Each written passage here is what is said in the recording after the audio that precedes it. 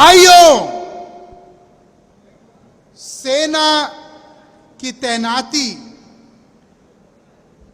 एक बहुत घोर संकल्प और तपस्या है। मैं आपसे एक प्रश्न पूछना चाहता हूं। आज अगर कोई ये कहे कि आधे समय कोई परचून की दुकान चलाएगा और आधे समय कोई सेना का काम करेगा, तो क्या हमारी देश के रक्षा के ऊपर प्रश्न चिन्ह उठेगा कि नहीं उठेगा? हम लोग आज आपके माध्यम से एक प्रश्न उठा रहे हैं जो इस देश का हर नौजवान उठा रहा है। वो प्रश्न क्या है? वो प्रश्न ये है कि आज सरकार को 5 साल मिलते हैं देश की सेवा करने के लिए। वरुण गांधी को 5 साल मिलते हैं पीलीभीत के जनता की सेवा करने के लिए, तो फिर नौजवानों को देश की सेवा करने के लिए केवल 4 साल क्यों मिल दिए जा रहे हैं? ये सवाल हर नौजवान के सीने में है कि नहीं है? हम लोग भर्ती प्रणाली पे बहुत दिन से चिंतित हैं।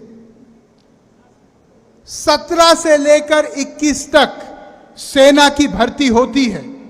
मैं सरकार से आज प्रश्न पूछना चाहता हूं, अगर कोई 22 साल का नौजवान है तो क्या उसकी जवानी चली गई है?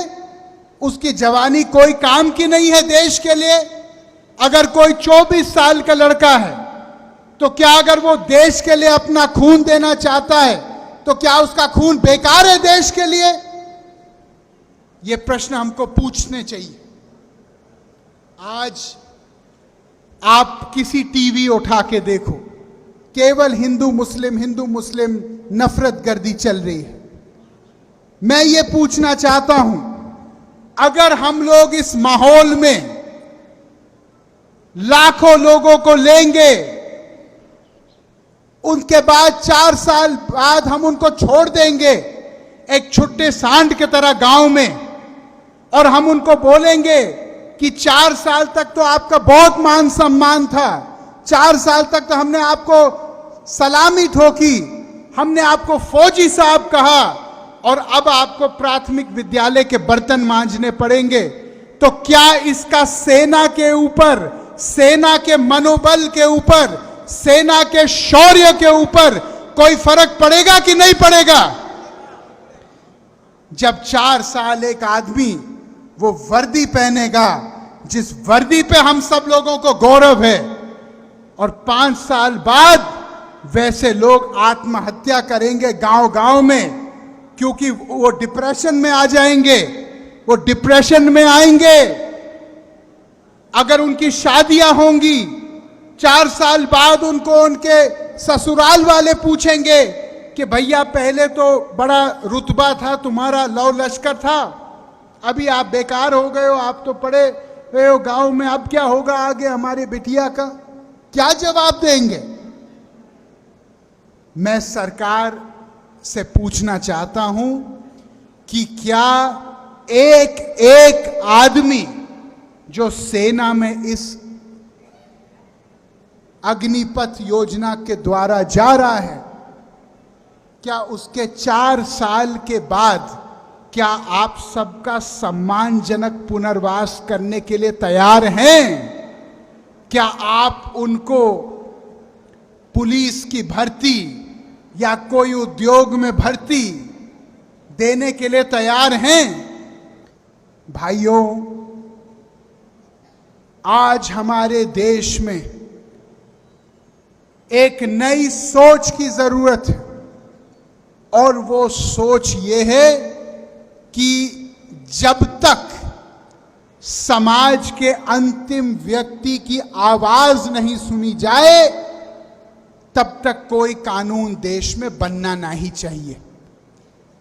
हम लोग ऊपर से नहीं बोल सकते कि ये होगा और ये होगा, तुगलकी फरमान नहीं चल सकता। हमको देश के लोगों की नब्ज पहले जाननी चाहिए हमको देश की भावनाओं को पहले सम्मान और आदर के साथ सुनना चाहिए। हमको पहले यह समझना चाहिए कि समाज का जो रीति नीति है वो किस बात से उठेगी और किस बात से नकारात्मक रूप से प्रभावित होगी, और ये समझ के कोई कदम हम लोगों को उठाना चाहिए। सवाल रोजगार का केवल नहीं है, सवाल राष्ट्रीय सुरक्षा का है, सवाल हमारे देश का मान सम्मान का है। यही जोश मैं आपके अंदर हर समय देखना चाहता हूं। इसी भरोसे के साथ मैं आपकी लड़ाई हमेशा लड़ते रहूंगा। जय हिंद, जय भारत। ये दर्जनों फोन रोज आते हैं पूरे उत्तर प्रदेश के, उत्तर भारत के लोगों के माध्यम से, जो मुझे बार बार एक चीज दोहराते हैं कि रोजगार की लड़ाई में कहीं ना कहीं हमारा देश पिछड़ते जा रहा है। आज मैं ये कहना चाहता हूं कि प्रधानमंत्री जी ने 2 दिन पहले जो ऐलान किया कि हम 2 साल में 10 लाख नई नौकरियां देंगे, उसका मैं तहे दिल से समर्थन करता हूं और उनका तरफ आभार प्रकट करता हूं। यह सच है कि यदि 10 लाख नौकरियां 2 साल में मिलेंगी तो देश में बहुत सारे परिवार खड़े उठेंगे। लेकिन साथ साथ मैं ये कहना चाहता हूं कि हमारे देश में सरकारी पद 1 करोड़ से ज्यादा रिक्त पद इस समय भारत सरकार में खाली पद पड़े हैं। ये मैं नहीं कहता, ये सरकार का अपना आंकड़ा कहता है। मैं प्रधानमंत्री जी से निवेदन करना चाहता हूं कि इससे पहले कि हम लोग 10 लाख नई नौकरियां बनाए, ये 1 करोड़ जो खाली पद हैं, अगर ये 1 करोड़ खाली पद ही हम लोग उनकी भरपाई करें तो लगभग 5 से 10 करोड़ लोग खड़े उठेंगे। हमारे देश में अगर एक आदमी का खून गिरता है तो पूरे देश का खून गिरता है। जब एक नौजवान का सपना टूटता है तो पूरा देश का सपना टूटता है।